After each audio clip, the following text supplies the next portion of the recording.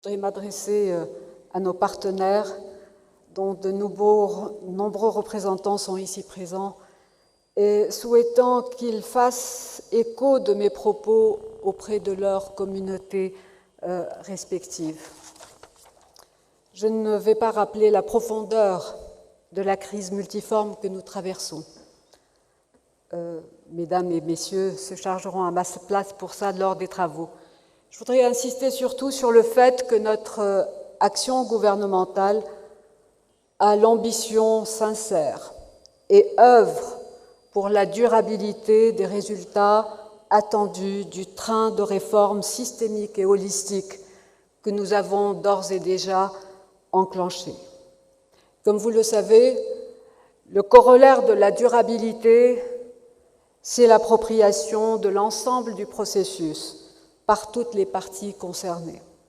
C'est pour cela que notre démarche, depuis le 11 octobre, a été celle de la participation et de la consultation. Nous allons continuer d'agir en concertation avec les forces vives de notre pays pour redresser le cap de notre économie. Ma participation aujourd'hui parmi vous en est la sincère illustration. Mesdames et messieurs, le rétablissement de la confiance est et restera notre leitmotiv. Le temps est malheureusement notre pire ennemi.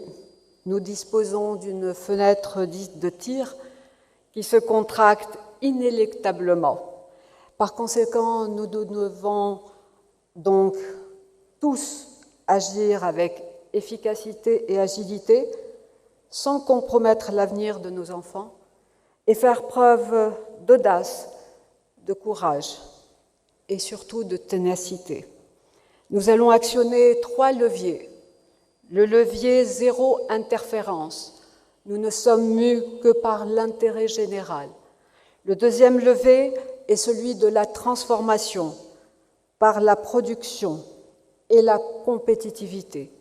Notre troisième levier est celui de la protection des plus vulnérables, notamment en cas de crise. Maintenant, quelques remarques conclusives, parce que j'ai promis de le faire à mes collaborateurs. Le dinar est votre monnaie. Sa valeur se détermine en fonction de votre comportement, et là, je paraphrase Monsieur le gouverneur de la Banque centrale de Tunisie. Nous sommes déterminés à donner au dinar une politique économique responsable, une politique économique de croissance. Nous avons également une parfaite conscience des répercussions du déséquilibre des finances publiques sur les équilibres financiers et monétaires dans notre pays. La solution à nos problèmes de finances publiques est le retour rapide à la croissance, Monsieur le ministre de l'Économie. Tous les freins à la croissance seront démantelés et nous avons d'ores et déjà actionné la guillotine des procédures administratives. Les réformes structurelles sont inéluctables et se feront en harmonie avec les partenaires sociaux pour préserver le pouvoir d'achat des citoyens, le capital public national et pour préserver les plus vulnérables parmi nous, notamment en ces temps de crise. L'inclusion sociale, économique et financière sera un objectif primordial pour toutes nos politiques. Permettez-moi de rappeler, en contribution ultime à vos travaux, que la République et l'entreprise ont une valeur commune, celle de la liberté. C'est dans la liberté qu'elles peuvent exister et qu'elles vont s'épanouir durablement. Elles ont également les mêmes menaces et les mêmes risques, ceux liés à la gestion et à la gouvernance, et j'entends par là la corruption.